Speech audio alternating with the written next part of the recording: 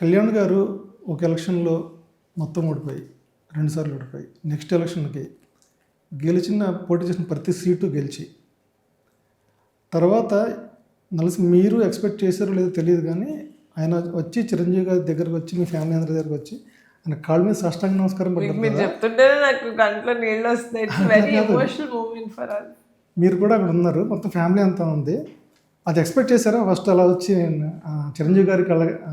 అంటే అది చాలా ఎమోషనల్ ఛార్జ్ ఉన్న ఒక ఈవెంట్ మా ఇంట్లో.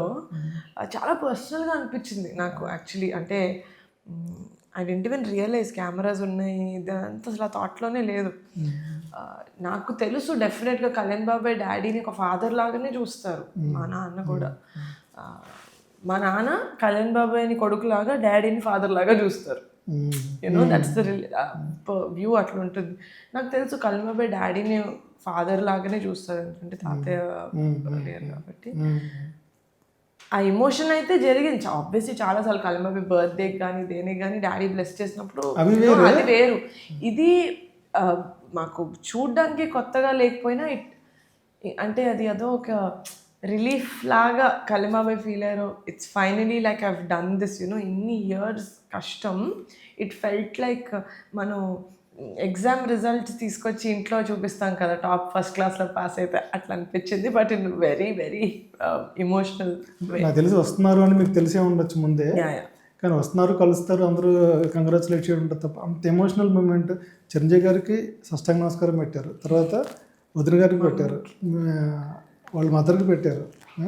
ఇవన్నీ చూస్తే అంటే ఒక ఫ్యామిలీ బాండింగ్ అనేది అంతకుముందు ఎలాంటి ఇవన్నా సరే అక్కడ మీరు గమనించట్లేదో, నాగబాబు గారు కొంచెం చాలా ఎమోషనల్లీ కన్నీళ్ళు పెట్టుకున్నారు వీడియోలో కనిపి. మీ మెంటల్ స్టేట్ ఏంటి ఆ టైంలో?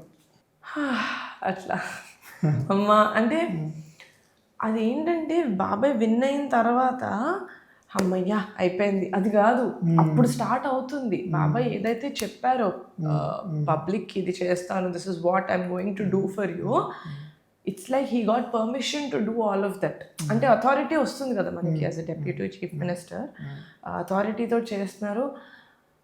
అమ్మయ్య at least we got that uh permission, legal permission ఒకటి దొరికింది ఫర్ బాబాయ్ to actually show people what a great leader he is అన్నట్టు. అది మాకు ఒక సై ఆఫ్ రిలీఫ్.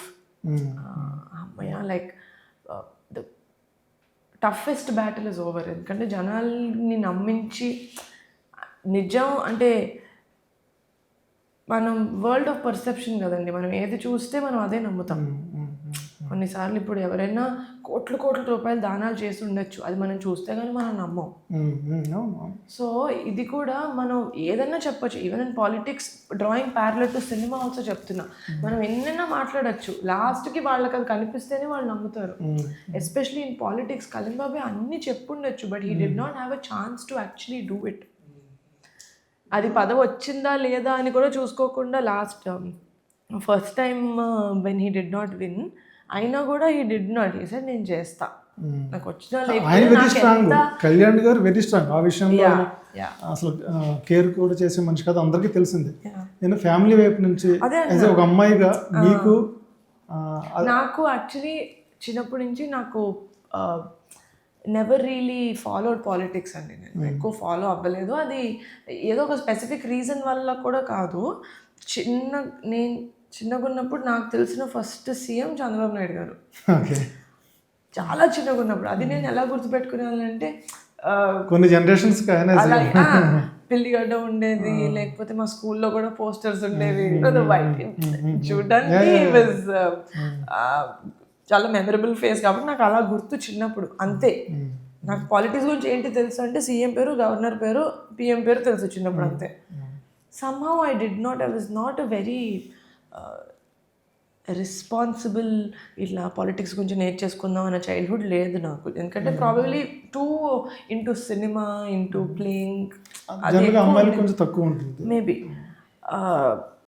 ఎలక్షన్స్కి కూడా ముందు ఒక 1-2 వీక్స్ ముందు నాన్న కూర్చోపెట్టి ఈజ్ టు టెల్, నువ్వు ఓట్ చేస్తున్నావు అంటే you need to know who you are voting for, ఎందుకు ఓట్ చేస్తున్నావు.